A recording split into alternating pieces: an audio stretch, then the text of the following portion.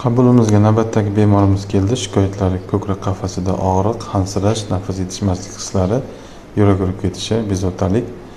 Ko'krak qafasini multispiral kompyuter tomografiyasi tekshiruvi o'tkazildi va tekshiruv xulosalariga ko'ra bemorimizning chap tomonlama plevra bo'shliqlari erkin suyuqlik va gaz to'planishi, buning natijasida o'pka to'qimasini qisilib qolishi, ya'ni chap o'pka total arteriektazi belgilari aniqlandi.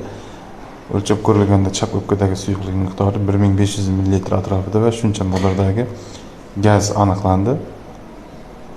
Ko'ks oraliq a'zolar asosan keskin ravishda o'ng tomonga siljib ketgan. Tegishli ravishda bemorni davolovchi shifokorlarga jo'natdik.